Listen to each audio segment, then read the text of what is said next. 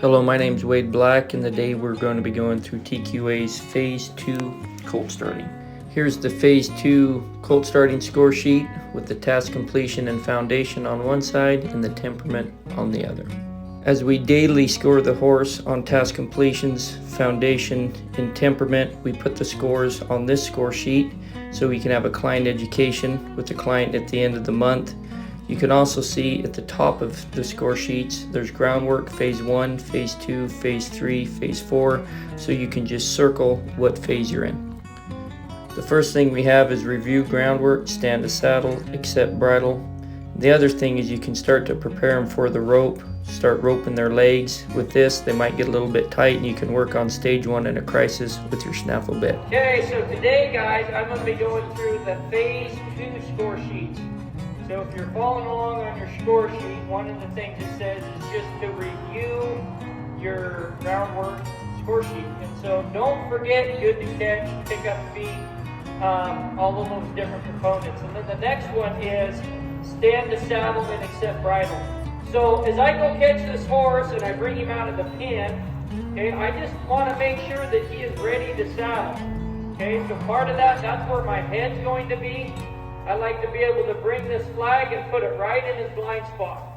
Okay, so can I bring that up in his blind spot? As I put a little pressure on him, kind of back into that stage 1, I want him to seek me for comfort. If he gets a little bit tight or unsure, we talked about that stage 1 and a crisis there.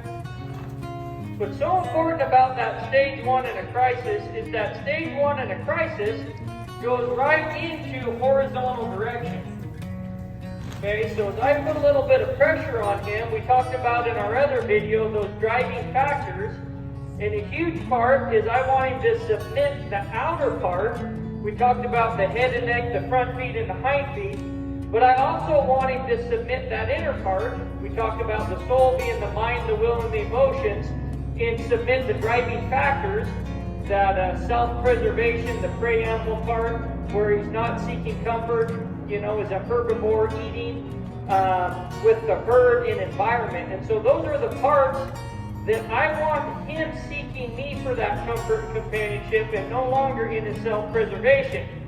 So when I say review groundwork, okay, it's important we talked about before, am I forcing the body or am I influencing the soul through understanding identity? And so through the whole TQA program, although we're advancing on to phase 2 here, don't forget what you taught them on those earlier parts there. So your groundwork, you need to remember that he is a prey animal. What's going on that inside, and that you're preparing him to saddle and you're preparing him to ride, okay? So as we go on through our phase 2 score sheets, I'm just saying don't forget what you did, how you prepared him into phase 1 to saddle, okay? So I'll just go super quick through the, like I said, I want to be able to take this flag and cover all the different areas of him. Should be able, like Tom Dorrance used to call it, around the world. Be able to go all the way over his body here, underneath his chin, up and down his legs. Be able to just go all the way around him and not have any fear come out. Okay, then the other huge part here, I want to be able to bring this flag into his rib cage. That's going to be like my leg to get him to go forward. Once he's on that line, I want him to just be able to travel on that line. Okay, we talked about those 8 different signs to identify horizontal direction. See, he's nice and smooth there. I'll come right back to the withers. Have him stop for stage 1. He's in the left-hand lane. I'm in the right-hand lane here. I'm going to come right back over here. I'm going to pivot around that inside hind foot for stage 4. Okay, put him right back on that line. I'm going to be able to take that flag, make sure there's no tight spots. But yeah, I want to be able to ride a horse on a perfectly straight line and a perfectly curved line. So all this is going to carry over to his back. He should be moving forward around me there. Okay, I'll come back to his withers. Okay, he stopped that stage 1. He stopped and pivoted around an inside front foot. He's in the right-hand lane. I'm in the left-hand lane. There, he moved his front feet across for stage 4. Okay, now I'll come right back to the withers. Kind of bump him here, get him to pull with his hindquarters for stage 2. That looked good. We'll do the same thing this other way. We'll go stage 1 into stage 2. Come right back to his withers here. I'll keep kind of bumping him there. Come right back to his withers. Stage 1 into stage 2. Remember, stage 2 is using the hindquarters to pull the horse in reverse motion. Okay, I'll come kind of right into him here, right into that rib cage. See if I can get him to move laterally. Stage 3, the front feet and hind feet moving together in a lateral motion. Okay. The other thing here, it's not a bad idea to just get in the habit of picking up their feet and cleaning them out. One of the things is pick up feet. Okay, when a horse leads your program, he should be good to pick up their feet. Okay, so that's one thing you can do is just work to pick up their feet and clean them out every day. So I won't review that. We went over that pretty in depth in the phase 1 groundwork video there. But that would be some of the things that I would be going through in your, like I talked about, the review for your groundwork. Okay, groundwork review. So now I'm going to go right down the list on what I'd be looking for in your phase 2. Okay, so all part of kind of a review from groundwork and phase 1 was your groundwork, and then a huge part of phase 1 was saddling them and bridling them. So that's kind of is the first thing would be there on the review. So make sure you get them prepared to saddle. Make sure you just review the things that you did for groundwork in phase 1. So the very first thing on the phase 2 score sheet is to saddle and bridle them. Okay.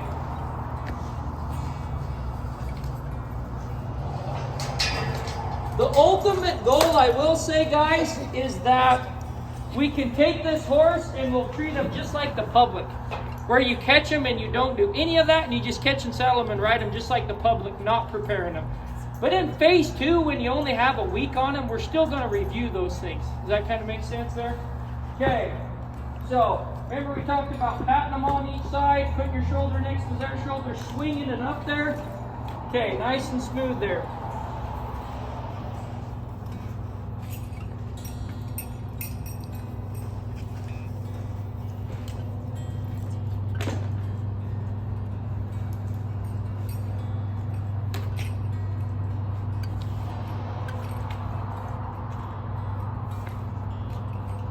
Talked about before, you have one chance to make a first impression. We don't want to have them not prepared, go to throw our saddle up there, have them spook and the saddle fall off. Not that you can't work through that, but it's just easier to prepare them the first time. I always start with my front cinch, I do my breast collar, and then I do my back cinch. I want it snug, I don't want to necessarily hock it in them. I don't lock my back cinch in them. We talked a little bit about that last time. I feel like it keeps them from bucking as much if you, right off the bat, if you leave it a little bit looser instead of just hawking it in them right off the bat. Eventually though, you do need to be able to put that back cinch in them, okay? So in your phase 1 video, guys, we will be transitioning from using our halter to the bridle, okay? When you guys finish the phase 2, okay, that is the goal, is to not be having your halter at all.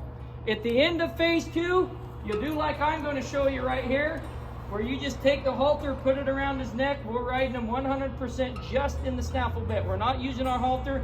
Usually we go fairly slow there, and I get an opportunity. Sometimes you got some colts that are just kind of barely halter broke, and it gets us an opportunity to get them a little more gentle, and we get their teeth done before we do a lot of riding with the snaffle.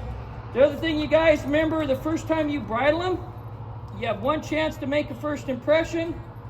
Go ahead and let your snaffle bit out a little longer. Okay, it'll make it easier going over their ears. Okay, so here we go. I like to put my reins together. Okay, I have a hold of it with my right hand. I bring it over his eyes and under his chin. See, I'm right to that point. Then I switch hands. Okay, when we did it before, okay, we kind of fished it down under below his teeth there, okay? And we worked it back and forth, and we really stressed in the phase 1. See how I just worked there and he took it? You guys see how I did that? Okay, and then I could bring it over his ears. You guys see that? Instead of going like this and chasing him all over. Now, as we're transitioning in the phase 2, you know, the temperament should be getting better. He should be knowing how to take the bit. you guys can kind of start getting them a little better about their nose. So I'm okay as we transition into the phase 2. If you guys want to go ahead and start kind of going slow with your hand down here, that's how the public's going to bridle them. And that, I'm okay with doing that. I just don't like doing it right off the bat and chasing them all over the place before they've accepted the bit the first time. Does that make sense? Next, we have horizontal direction in stage 1 on the ground, in and away from you. So I'm riding him in a snaffle. So this is definitely just a review from our phase 1. I'm picking up on the rein, getting that horizontal direction, getting stage 1. It'll say on your score sheet in and away. So this is in, waiting for him to put the slack back in the rein. Are you forcing the body or influencing the soul? Remember, the soul is his mind, his will, and his emotion. I want his thought. I want him to look this way to seek the comfort versus just pulling his head around. Trying to get him to put the slack back in the rein. So horizontal direction standing, 0, -1, 2, 3, +1, 2, 3. How solid would you give this revelation here on horizontal direction standing to the right? What's that? 0 or... Yeah, I mean, that took there. He finally gave it. He's giving me his eye there, barely. But yeah, it's 0, -1. It's really not that good, right? The revelation's missing there a little bit. I'll bring my leg in here, which is my hand. Pivot around that inside front foot. So that, the stage 1 wasn't too bad. The horizontal direction standing is definitely lacking a little bit. Okay, so that was in. This is away. I'm gonna go behind the back cinch. I'll draw with this hand, push away with that hand as I kind of draw with the other hand. Heading right here, I'll step around behind him. We got a horizontal direction. Slowly bring that around. Like I said, this guy kind of falls asleep on me here a little bit. If I need to, I can come back behind. And I'm waiting for him to find that. See, that's not comfortable for him. There. You got some smooching going on over there. That was good. Step through there. Okay. So we do horizontal direction, in and away. Here's the away, the other way. As we're working on this with our Colts, like this guy's just falling asleep on me a little bit, but this is really good for Colts because I'm in his blind spot here, and they definitely have to have a pretty good level of confidence to trust you in their blind spot.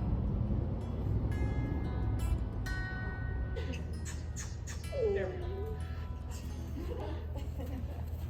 Okay, so that is in that one. That would be the in and away. Next, we have stand to get on, horizontal direction in stage 1 on their side and on their back.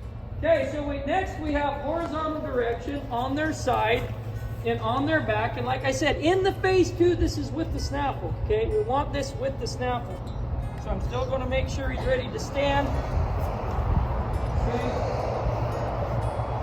Out for horizontal direction, behind the legs, so in and away. Okay, big thing here, guys. When you're doing this, and this happens all the time, people will get on and then they're untrack them. Two separate things. They need to stand to get on. Okay, then we untrack them to get them to go forward. Okay, so I'll sag my weight down here, but he needs to stand to get on. Okay, I'm on him and he's not moving. Then I put my leg through, and then we do the horizontal direction. And stage 1 on his back. Okay, so we did on his side, on his back, and a huge part of that right here, it's so important that these horses are good to stand. So part of this box is stand to get on. Did he stand to get on? Okay, this horse should stand to get on. He's not moving.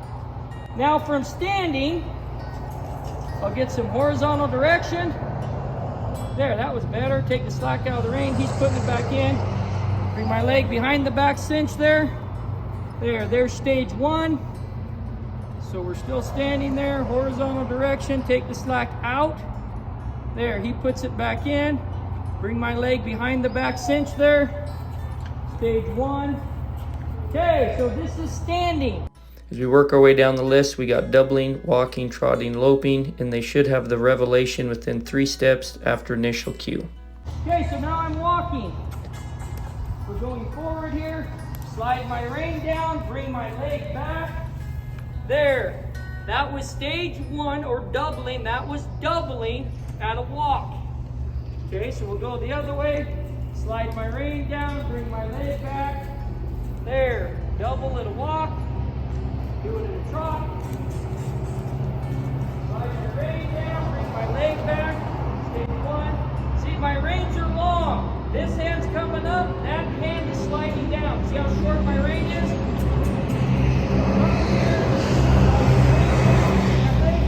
That was doubling. I pick up, it's like his head's tied to the fence. They should have that revelation within 3 steps. Okay?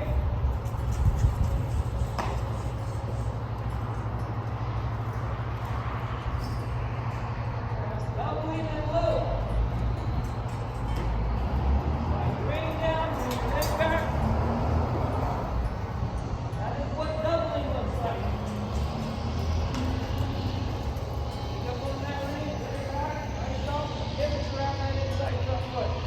So that was doubling, walking, trotting, and loping. Next is stage 2 with willing submission, standing and walking. Okay, so stage 2. We're gonna go stage 1 right into stage 2. Okay, we should have already done this on the ground. Stage 1 into stage 2. Okay, first get stage 1 into stage 2. The other thing we'll be working on in the phase 2 is eventually we can just pick up and get them to pull without doing stage 1 into stage 2. But a huge part of it is starting getting them going like this. Does that make sense? In phase 1 we do a lot of that. As we transition into our phase 2, I should be able to just pick up and have him start to pull without doing stage 1 into stage 2. Does that make sense? Okay, the other thing I think we start doing in here is I'll maybe pick up on both reins. And if he doesn't give, I'll go stage 1 into stage 2. Okay, so I'll ride him around here. I'll maybe pick up on both reins really soft. If he doesn't move, I'll go stage 1 into stage 2. So ideally, we have our 1 rein stop, but we're going to start transition to where slowly I can pick up on both reins there and get him to pull. Does that make sense? Eventually, I want to be able to just pick up on both reins at a lope, but we're not there yet. We have our 1 rein stop, and we're transitioning into there, picking up with both reins and pulling with their hind quarters. Next we have walk, trot, and our ultimate goal of a lope in a straight line outside. Okay, so here's what I want. I'm going to go out here and she's going to follow me.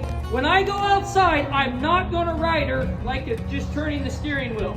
I'm going to have 1 hand in the center, and here's what I'll have you guys do. Pretend there's a gate here. We're going to go out the gate. Generally what I have you guys do is out the gate, and then riding down the lane is good. See, I'm shifting my weight, bringing my leg. I have in my mind, there's a line around here, and we're going to go to the L pin. We'll go down the L pin there. So here's my set line. As long as my horse is on my line or driven to my line, I'm going to give him relief. So I'm going to give him his head. He came off my line. Bring my leg back there. He's on my line. I'm going to give him relief. He's going to go over here to the hay. Here's my line over here. Shift my weight. I'm waiting for the revelation. There, he's back to my line. Okay? Come over here. Bring my leg back there. Bring him back to my line. And then what I usually have you guys do is if you can walk to get to the lane over here, and then once you're in the lane, I like you guys to just practice walking and trotting and loping up and down the lane and double them. It's a really easy way to get them freed up because you have the lane. Okay? Lift my weight, bring my leg over here. Okay, then once you're back here, you can do a little jig and then double them. Do that 1 rein stop. You can jump up on the foot.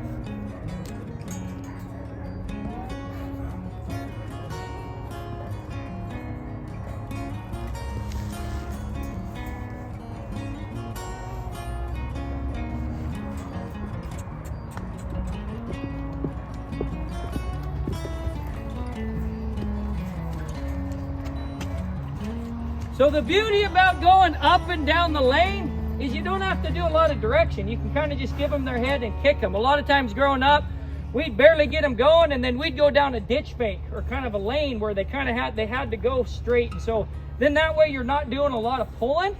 So in there we did a lot of doubling. I'll kick you into a lope, make sure you can lope and double. As soon as you can lope and double, walk, trot, lope, get them suckers out of the arena and start putting them on a straight line outside. So here's your first line where you can walk, trot, and lope.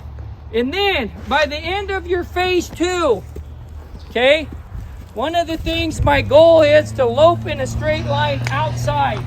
Okay, so here's what I want all you guys to do. We'll be right here.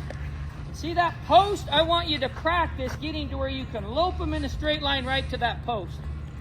Okay, so again, as long as this horse is on my line or pointed to my line, I'm going to give him relief. Okay, as long as I want to talk about his driving factors or his hindquarters.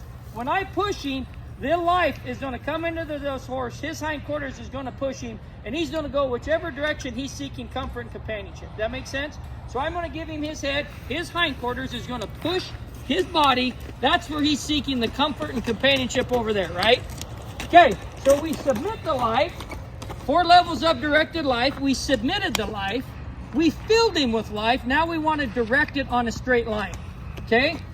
So, as long as he's on my line or pointing to my line, I'm going to give him relief. So I'm going to bump, bump, bump, bump, bump. Okay, I want him to come back to my line. What I don't want to do is me think about going to the post and then have his hindquarters pushing this way and then me pulling his head back on the line, and we're going in an angle here with constant pressure on his face. Does that make sense? So what I want you to do is, instead of going at an angle where he's going that way and you have his head on your line, I want you to hold him until he switches and comes clear back this other way. And then give him relief. So you're going to give him relief, relief, relief. And then on this side, he's going to hit a wall. And then you're going to go back the other way. Then that way, eventually he'll find your line. But then the other thing, you keep him soft on both sides. Does that make sense? Versus this way, his head's on the line, but his driving factors are going that way, so there's constant pressure. So, here's my line, and although I may tip his head till we're pointed nowhere near my line, he's pointed to the line that's going to get me there. Does that make sense? Instead of trying to get him clear up there, no, just this right here, this straight line. If he finds this straight line today, right now, eventually he'll get there to the finish line. Does that make sense? So he needs to find the straight line. Such a huge part of my mind is riding colts is helping them find that invisible straight line or curve line that you've placed in front of them. How do they know where that is? The relief, right? And then giving them a chance, getting off and setting that line, you being consistent of consistent pressure and consistent what? Relief. This is that huge part of task completion and temperament. There is always a line. When they're on that line, give them their head. Okay, so here we go. Here's my line. I'm going to give him his head and allow him to make his own wrong decision. Now we're back over here. Release. Back over here. There, he's on my line, on my line, on my line, off my line. There he's back over here.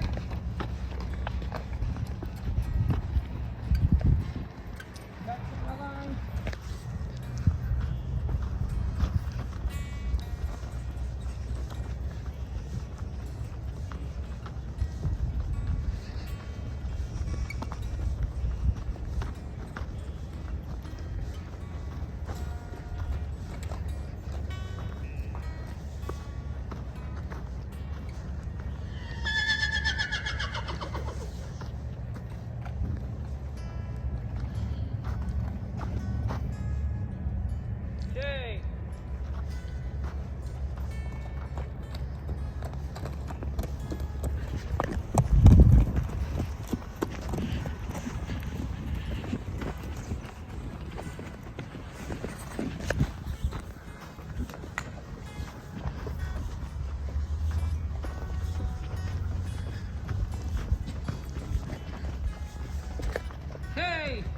So on that, guys, you can see we did a lot of wallering, okay?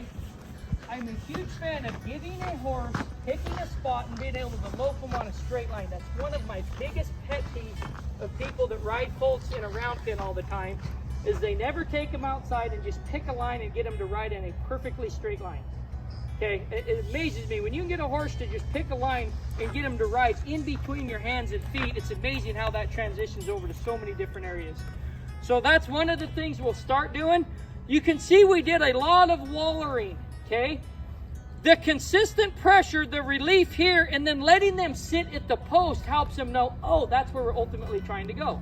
Okay, now I'm gonna do less wallering and see if I can just get him to the fence.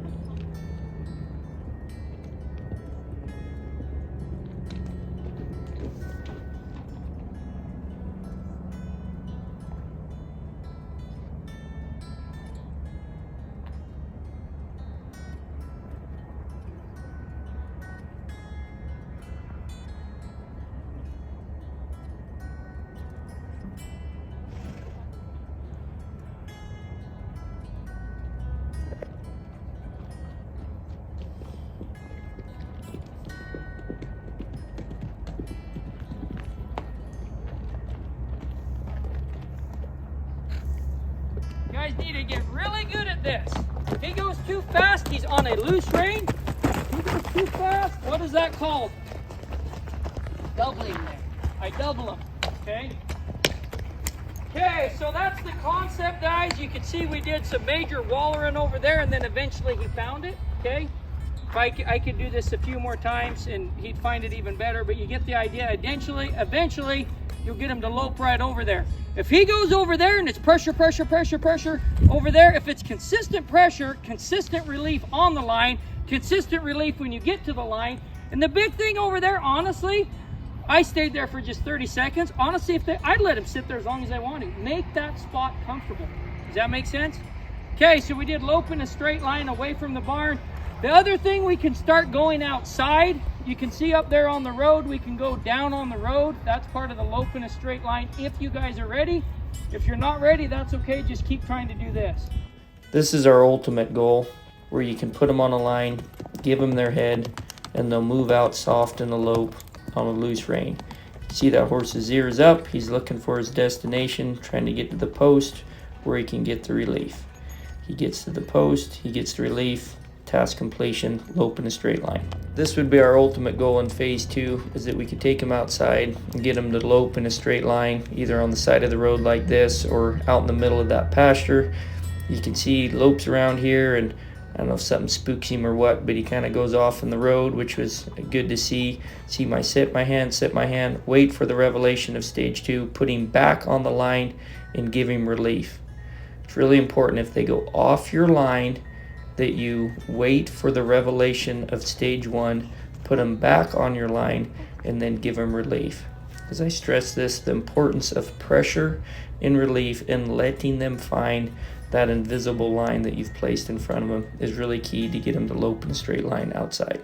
Next, we have stage 3 with willing submission on the fence. Guys, on your stage 3, very important. I'm riding parallel with the fence. The lane is a really good place to do this. Here's the fence. I am parallel with the fence. I'm going to bring my rein down here. I'm going to kick his butt out. Now, when I slide my rein down and bring my leg back, what is he automatically going to think? Stage 1, and more than likely doubling, coming all the way down the fence. So as soon as I kick his butt out, what's really important in getting the stage 3, 2 components. Number 1, going down the fence, kicking his butt out, but then using my outside rein to keep him going down the fence.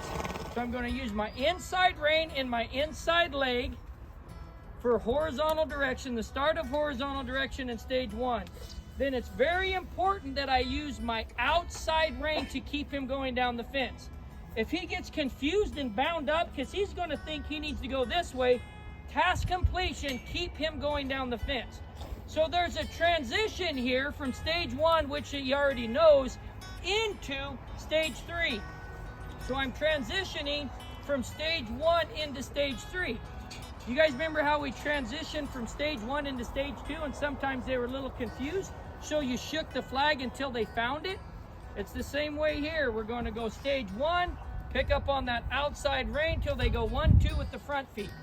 So I'm riding down the fence here, pick up on the inside rein to get stage 1, draw on that outside rein. See how he's doing 1, 2 with the front feet. Okay, so that's really all we're expecting. The stage 3 is the front feet and hind feet moving together in a lateral motion. Okay, that's what I want to see. The fence is a really good place to do that. I mean, you have the whole line going back both ways. The other thing, sometimes your horses will get kind of, as we're riding them, sometimes they get lazy. Well, use your magnet. If another horse is there, if there's something down there, just do both sides where you kind of naturally have a magnet where they kind of want to go. If I have a magnet down here, I'll kick his butt out and I'll use that as my advantage to just draw him down the fence. Our final component that we track in phase 2 is horizontal direction, walk, and slow trot. Part of the TQA program is starting to work cows and roping and kind of that all-around performance horse.